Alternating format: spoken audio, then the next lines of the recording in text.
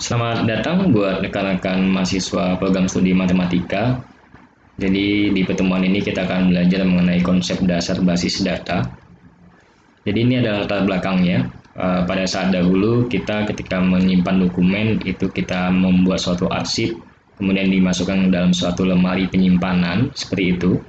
Nah, kalau konsep yang sekarang adalah kita bisa menyimpannya ke dalam sebuah hard disk penyimpanan yang berada di laptop ataupun komputer seperti itu. Nah, sebagai pendahuluan, data atau kita kenal juga nanti sebagai input adalah suatu fakta yang belum diolah, diperoleh dari hasil pengamatan. Kemudian ada proses, yaitu prosedur pengubahan input menjadi output atau dianggap pula sebagai informasi. Kemudian output atau informasi adalah hasil pengolahan data yang merupakan fakta di mana memberikan manfaat kepada pihak yang membutuhkan, seperti itu. Sebagai contoh, ini adalah file yang kalian simpan semacam LIRS kalian ataupun KHS kalian, transkrip kalian yang kalian simpan, seperti itu.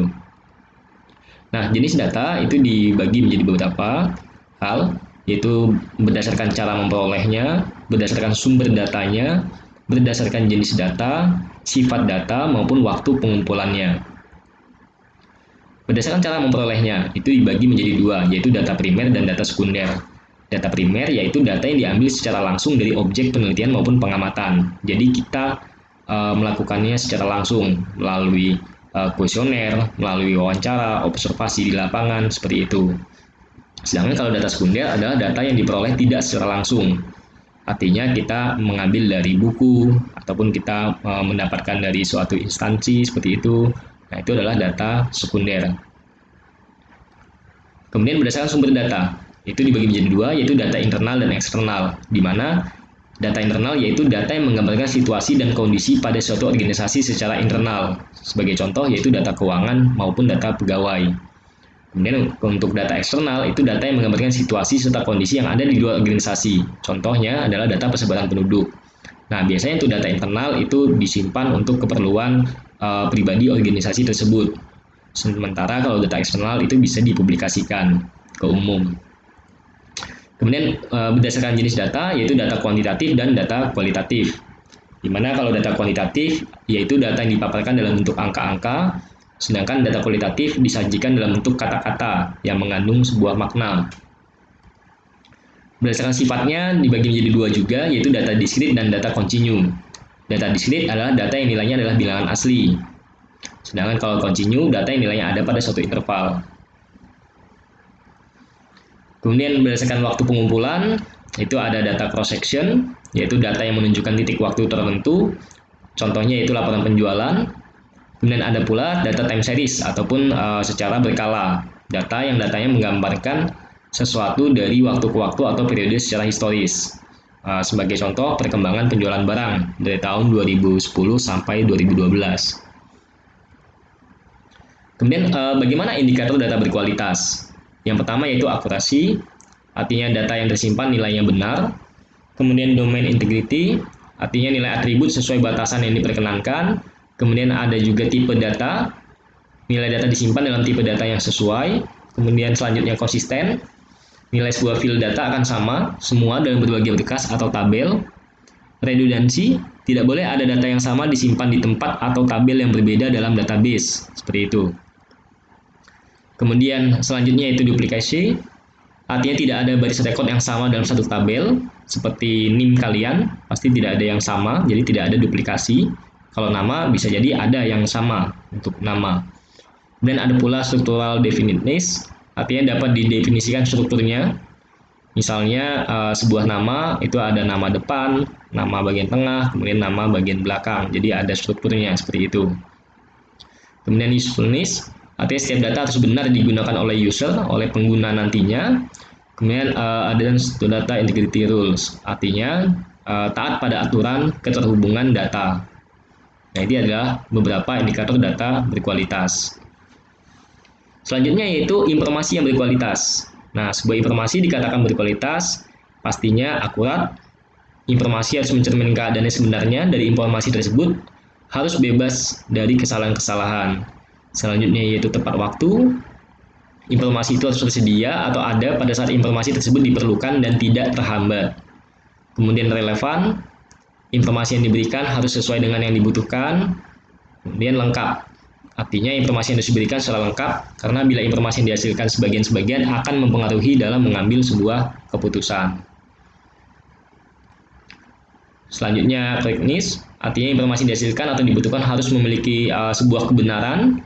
Security, informasi yang dihasilkan memiliki sebuah keamanan.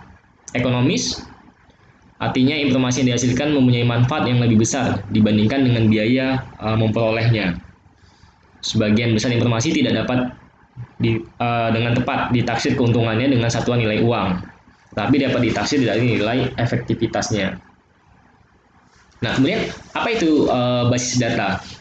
Jadi di sini adalah basis data yaitu himpunan kelompok data yang saling berhubungan, yang kemudian diorganisasi sedemikian rupa sehingga kelak nanti akan dapat dimanfaatkan dengan cepat dan mudah. Bisa juga didefinisikan sebagai kumpulan data yang saling berhubungan yang disimpan bersama sedemikian rupa tanpa pengulangan yang tidak perlu untuk memenuhi sebuah kebutuhan. Ada pula yang mendefinisikan sebagai kumpulan file, tabel maupun arsip yang saling berhubungan yang disimpan dalam media penyimpanan tertentu. Nah, itulah yang disebut sebagai basis data. Nah, ini adalah konsepnya. Jadi analoginya yaitu lemari arsip seperti itu. Jadi kita ada sebuah lembaran, kemudian lembaran berkas itu kita simpan dalam satu map, kemudian kita beri misalnya inisial map tersebut, kemudian kita simpan ke dalam lemari arsip. Nah, kalau basis data itu semacam berupa file, di mana nanti file itu misalnya kita simpan dalam berupa folder, kemudian kita simpan pula dalam disk, seperti itu, media penyimpanan.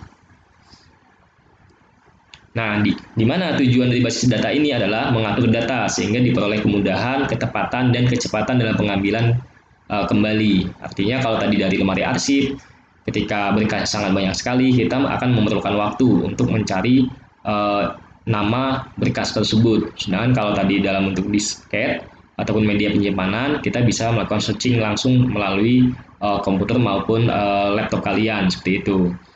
Kemudian tidak adanya redundansi dan menjaga konsistensi data. Artinya data tersebut secara konsisten lengkap informasi yang tersimpan. Kemudian pengaturan dalam pemilahan data sesuai dengan fungsi dan jenisnya, seperti itu. Nah, itu tujuan dari basis data. Nah, manfaatnya di sini ada 10. Yang pertama yaitu kecepatan dan kemudahan. Ya, pastinya kita lebih cepat ya ketika kita mencari di laptop dibanding kita harus mencari di lemari arsip, seperti itu. Kemudian kebersamaan pemakaian, jadi kalau kita misalnya bisa menyimpan di Drive ataupun di Dropbox ataupun di Google, seperti itu, kita bisa menyeting kebersamaan pemakaian, seperti itu. Jadi di satu penyimpanan itu bisa diakses untuk beberapa user, seperti itu. Kemudian ada pemusatan kontrol data. Selanjutnya efisiensi ruang penyimpanan, ya artinya kita tidak memerlukan lemari yang cukup besar ataupun banyak untuk menyimpan berkas-berkas data tersebut. Pastinya keakuratan, selanjutnya ketersediaannya, kelengkapannya, keamanan. Ya kalau di lemari arsip, ketika terjadi suatu hal yang tidak diinginkan, misalnya kebakaran, maka berkas tersebut akan hilang. Tetapi kalau kita bisa menyimpannya dalam Drive ataupun dalam Google ataupun Dropbox secara email, maka ketika terjadi sesuatu itu masih tersimpan di semacam cloud misalnya ya. Kemudian bisa juga untuk kemudahan dalam pembuatan program aplikasi baru. Atau yang ke-10 yaitu bagaimana pengguna bisa melihat data tersebut dengan mudah. Nah, di sini ya. Jadi kecepatan dan kemudahan di sini memungkinkan kita untuk dapat menyimpan dan melakukan perubahan atau manipulasi terhadap data atau menampilkan kembali data tersebut dengan lebih cepat dan mudah, seperti itu. Kebersamaan yang tadi saya jelaskan, jadi bisa diakses untuk beberapa orang dalam satu lokasi. Kemudian terpusat pada satu tempat penyimpanan, sehingga kita pula dapat mengaksesnya kapan saja, seperti itu. Kemudian efisiensi ruang penyimpanan. Jadi tidak ada redundansi data sehingga lebih efisien atau optimal penggunaan ruangnya. Nah, hal ini bisa dilakukan dengan menerapkan sejumlah pengkodean atau membuat relasi antar kelompok data yang saling berhubungan. Keakuratan, jadi di sini kita bisa melakukan pengkodean dengan batasan tertentu, di mana nanti antara data yang satu dengan data yang lain akan menjadi unik dan berbeda dengan data yang lain, sehingga kita menyimpan dan data tidak akan ada data yang sama dalam penyimpanan. Ketersediaan, jadi dengan pemanfaatan teknologi jaringan komputer, data nasabah yang berada di suatu cabang sebuah bank itu dapat diakses di cabang lainnya. Kalau arsip kan tidak bisa ya, hanya ada di cabang yang kita simpan arsip tersebut. Tapi kalau semacam basis data dengan menggunakan teknologi jaringan komputer itu kita bisa akses di mana saja dan ketersediaan juga lebih mudah nantinya. Kemudian keamanan. Nah, di sini kita juga bisa memberikan sebuah password ataupun security ke dalam arsip data tersebut, sehingga kita dapat menentukan siapa saja yang boleh mengakses data tersebut. Kemudian data yang disimpan dalam database itu bisa kita ekspor ke dalam program aplikasi lain, sehingga lebih terjamin ataupun terjaga data yang kita punya. Nah, selanjutnya yaitu pemakai dapat melihat langsung bentuk tampilan penginputan data sehingga memudahkan pemakai dalam mengelola data. Mungkin itu saja pertemuan kita kali ini. Terima kasih.